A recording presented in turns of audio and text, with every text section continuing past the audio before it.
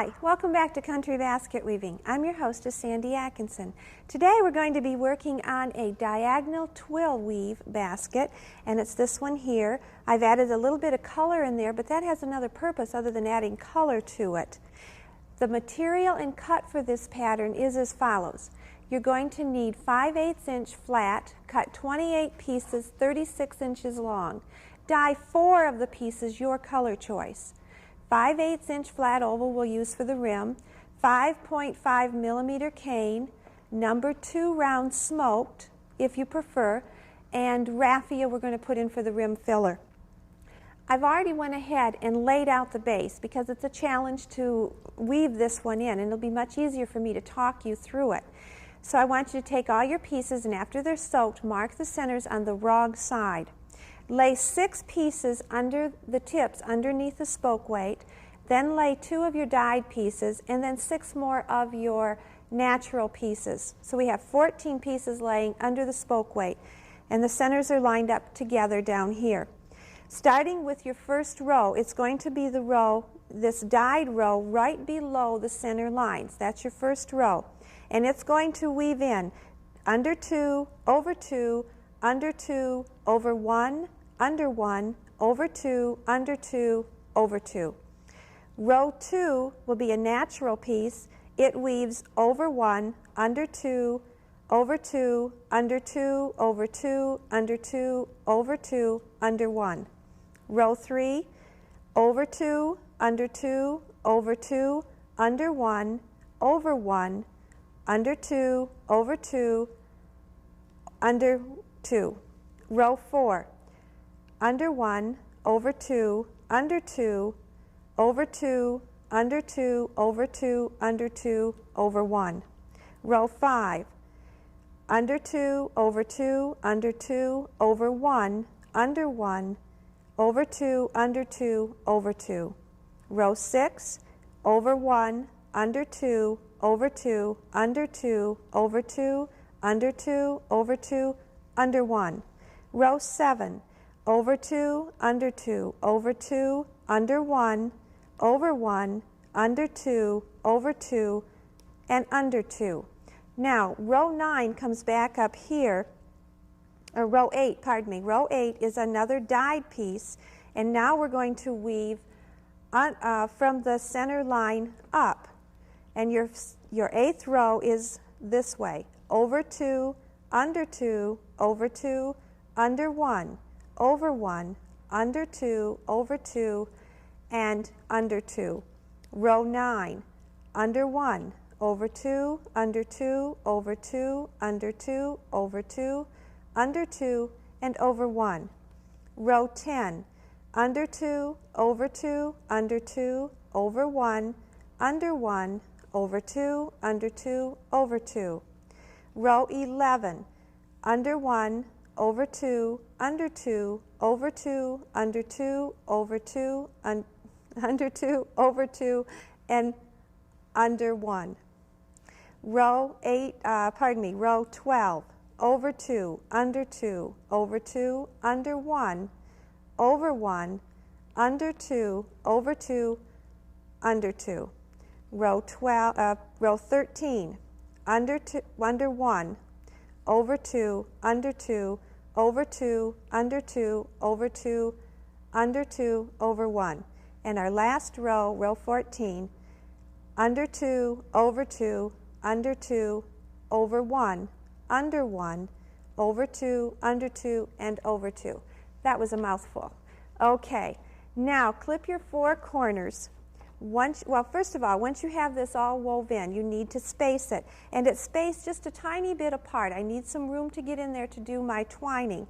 Your base measurement is 10, and measure it in 2 spots by 10. And again, measure it in 2 spots. So you have a squared base 10 by 10. Then I've taken my smoked reed, and I like the smoked against the natural and the green that I have in there. And I've taken a long piece, again 2 different end lengths. We're going to put a crimp in it, break down those fibers so it won't break when I put a sharp bend on it. And I'm going to clamp my 4 corners. That's kind of important because I have everything spaced and I don't want to lose my shape on it. I'm going to pull it closer towards me. And we're going to twine this. I like to start away from the corner. I don't want to start on my 2 dyed pieces because those pieces I'm going to be weaving with first. So I'm going to come under here. This is an underweave and it's still away from my corner. And I'm going to twine. Again, taking the left piece, it goes underneath the next spoke. And because this is a tight weave, I'm going to need a tool, and I'm going to have to pull this twining down in there tight. And it does take a tool to do that. And it's going to take some time to do this twining. You have regular and irregular corners, so be sure and watch for those. I know we've talked about those before. This is an irregular corner, so I have to take my left one around first, and I'm going to put a crimp on there because I want a nice sharp bend, and then bring the one that's coming from under over.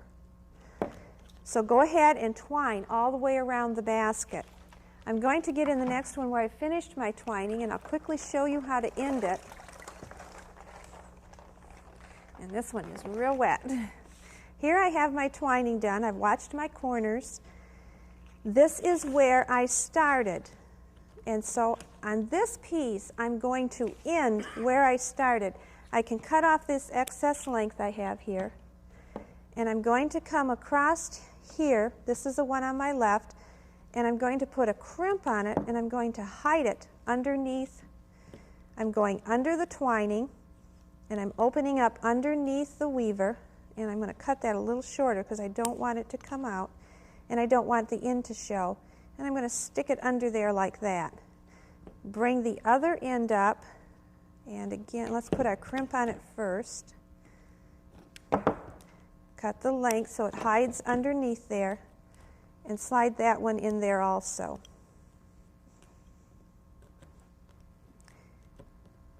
And there it goes. Okay. Now, one reason that I did this in the colors is to show you, this is a basket that's somewhat of a challenge for you. And I wanted to show you because the sides, they form differently. Our ends here are our weavers.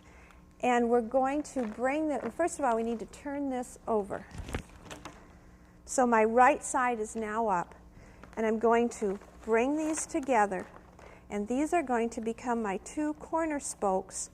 And it's much easier if you weave with some dyed pieces in here to help you with the pattern to understand it.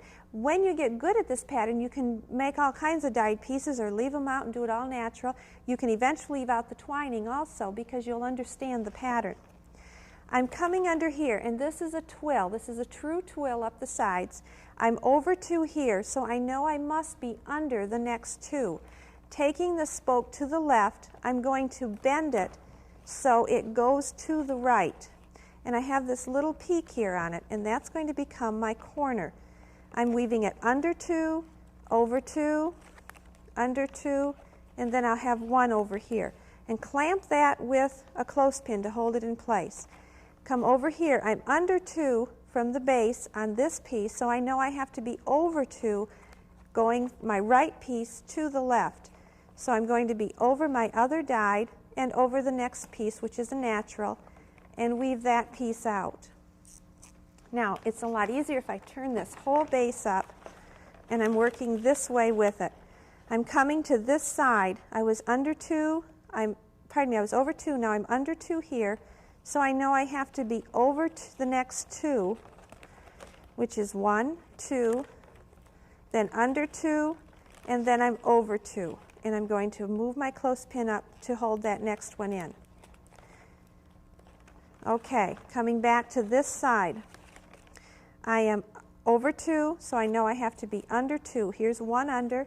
I'll be under the next spoke, and then over the next 2, and under the last 2. Okay, weave this other side. Over 2, under 2, over 2, and under the 1, because there's only 1 left on that side. Again, to the other side, I'm under 2, over 2, under 2, over 1. I'm going to do this a little quicker. This piece is over 2, under 2, so I have to bring it up here to be over 2, and under 2. And I'm going to move my clothespin up. Over here I am under 1. I need to be under 2 and over 2. Okay, let me bring these pieces up. I'm over 2. I need to be under the next. I'm working back from the right side, then I'll work on the left side. Now we're going to go back and work with our right weavers going to the left. And I'm going to be under the next 2, or over the next 2 and then under. I have a couple pieces left to weave out. I'm under 2 here, so I know I have to be over the next 2. And this piece, I'm under 2. I need to move this one under. So I'm now over these 2 and under the last one. That's one portion of one side. Take the basket and flip it over. A quarter of a turn, and we're going to do the same thing in here. Again, I'm coming in here. I'm over 2. So I know from my left piece going to the right, I have to be under 2, over 2, under 2, and then over 1. Now as I start this piece, I'm under 2. I know I'm going to be over the next 2, which is my dyed and my natural, and I'm under 2, over 2. Now I'm going to pick up the weaving that began on this side. My spokes are right in place for me, and it just naturally falls right into place, still following that twill pattern of over 2, under 2. I'm under 2. I have to be over these 2, then under the next, move my clothespin and hold that side up. This will eventually slide down, and this will stay into better place once I get more woven in. Okay, come back to this side. Over 2, under 2, and then over 2. Come back here. This is my next piece to be woven in. I'm over 2. I need to be under 2, over 2, under 2. Work it right into the side. Over, under, over, under. Okay, I'm back here. Under 2, over 2. I have to pull up these spokes. And I'm over 2, under 2. And then 1 on the end. I can work this, so I'd like you to be able to see this side. And again, this piece is going to work right into the side piece up here. I hope you can see how this is becoming a side now, and now this is becoming a side. And it was done from the 2 dyed spokes. That's why we put those dyed ones in, to help you understand the pattern more. Plus, they really are pretty in the pattern, too. And I need to work this piece in. That's my next piece to work. Over 2, under 2. And I have to look and see what I'm doing. Again, we need to pull all these down a little bit tighter. And they kind of work in as you keep working the pattern. Over 2, under 2. Move the clothespins. I'm working on this piece now. I need to be over 2, under 2. It's not a hard pattern, but the first time you do it, it is a challenge. But I think once you understand it, you can really make some beautiful baskets using this pattern. Okay, the next one I need to work is this one right here. I'm working on this spoke here. I need to be under 2, over 2, under 2, over 2. I'm almost there. Almost the way there. Over 2, under 2, over 2. It's easier if I just slide this piece right in here. Now I'm working this piece here, my final piece on this side. Over 2, under 2. And I need to be under this piece here. See the twill that this creates up the side? Now I have half my basket woven. I still have another corner over here. This is my 3rd corner. Again, I'm going to kind of bend this in, taking my left piece and going to the right. I'm going to be under 2, over 2, and then over the one. I'll need another clothespin. And come to this side. And again, as I work in my left side, I'm having a little bit of trouble with my corner. You want to put a nice little corner bend on there. There we go. And as I work this piece in, I'm going to start catching the ends from my left side that I just finished. And I'm going to weave that in. Over two, under two, and weave it out as far as you can. Come back to this side. I'm going to do just a couple more, and then we need to go on. I need to be working with this piece here. I am under two, so I need to be over these two. Sometimes you just need to stop and look at the pattern and make sure everything is still on the twill, and you can work that side up. Continue working in this manner. You're going to turn, and you're going to have this one last side to work, and then it's going to take on the shape of the basket. I've already done that part, and I've got all my twilling in. And here we see how we have it all shaped. And at the end, when you get them all in, you'll need to set it up and just weave in these extra little ends up here, because sometimes they come undone or you may have missed one. Go back and check them all. Then you're going to take a pencil line. And it's easy if you start with a pencil line. Once you do it, you'll understand. And we want this end to be all even across here.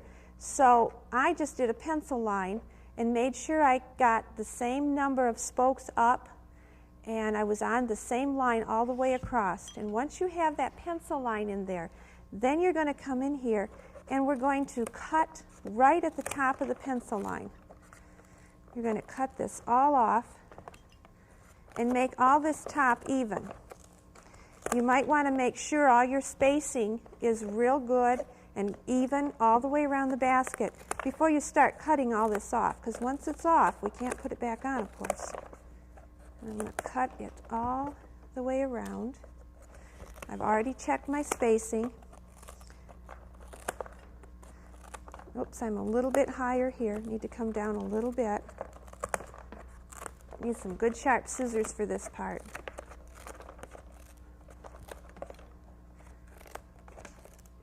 Almost there.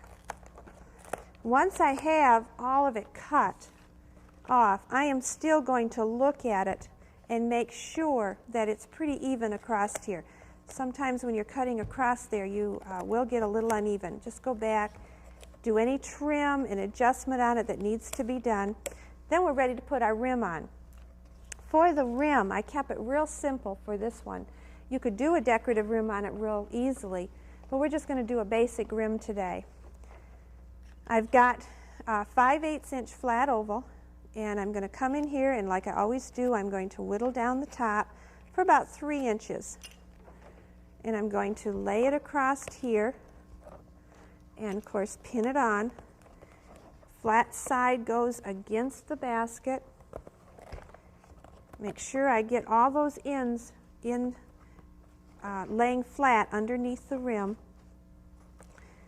and work it around. And then I'm going to come in here and I'm going to whittle this or cut this off. Come in here and whittle the back down so that it will lay next to itself flatter. It won't be a big bulky area there. I need to cut this back just a little more and pin that on. Now, just a second, because I dropped my piece here. And I'm going to come in and we're going to whittle this down the very same way that we did before and put it on an opposite side. Work it around. Butt it up in there real tight so we don't have any gaps in it.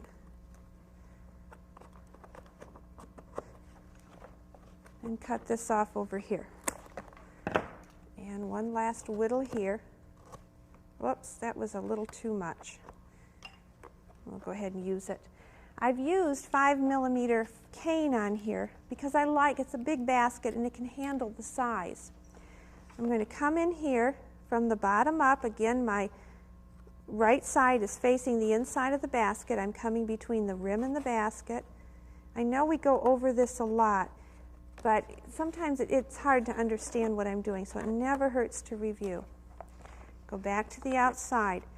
Now, this is where, right between these spokes in here, and I want to come down right here, so I have enough underneath my rim, and you should be able to go all the way through and go to the inside.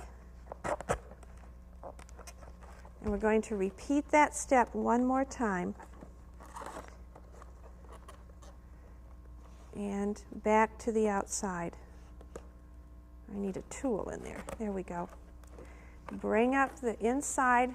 That'll bring my right side of my caning will now be on the outside right where we want it. I'm going to put a point on here, and I'm going to have to come in here. I'm going to go back into that same hole because that's the closest one to me. And I'm going to create another hole over here, and they're going to be always right between where the two spokes cross. I'm going to go in. I'm going to go ahead and get this started, and when I have a couple of these started, I'm going to insert my raffia. I've chosen a green raffia on this one. You could use seagrass, you could use a larger round reed for here. You could use a lot of different things for your filler. I like to fill it in, especially this top, because there are a lot of ends up here showing. I've chosen a green raffia to match the green on the side. I'm going to take a few pieces, pull them apart, and I'm going to have all different end lengths here so that when I come to end this, it'll fit nicely. I can work the ends in. And I'm going to come back here and I'm going to tighten it. It's a whole lot easier if I start some of my lashing and then go back and pull everything tight once my raffia is set in there. Go ahead and work this pattern all the way around, and I'm going to show you quickly how to end it. I'm going to go to the next basket. Let me set this one out of the way. And this one I have worked all the way around. This one I did in a pretty pink. I'm back to where I started. I don't need all this end. I only need about 8 inches to end it, so I'm going to cut that off. Bring this around here. I can get rid of this tail now. That's from when I started it. Give it a tug and pull it. Go back into the original hole, the very first one you made when you started it. You may have to open it up a little more. Insert it in there. Pull it tight. Now you have to come in here between the inside rim and basket, open it up, and bring your reed up there. Give it a pull.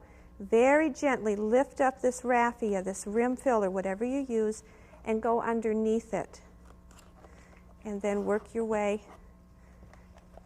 down. Come in this way, open it up, and bring that end down. I would go ahead and do that twice to really secure it in there. Work your raffia back in place and clip your end off here. There, now you've completed a beautiful diagonal weave basket. You can go in and cut off some of these hairs because there's a bunch of hairs sticking up, and give it some shape if you need to work on the shape. Last week we talked about torching the basket. This would be a good one to practice on. Just be real careful with that burner. Next week we're going to be working, I'm going to bring in my shave horse and my shave pony and show you what that's all about. We're going to be working with ash, and we're going to be making this basket. It's made on a mold, a basswood mold. This is a small one, a miniature basket. I also did this one on a mold here, and this is ash also. This was done on a round mold. We'll be working on the rectangular mold so you can get the idea and the feel for it. And I think you'll really enjoy it. I hope we have time next week also to show you how to make a handle on our shave horse. That's one of my goals, to get all that accomplished next week. So we'll look for you then. Take care this week and have a wonderful week. We'll see you next week.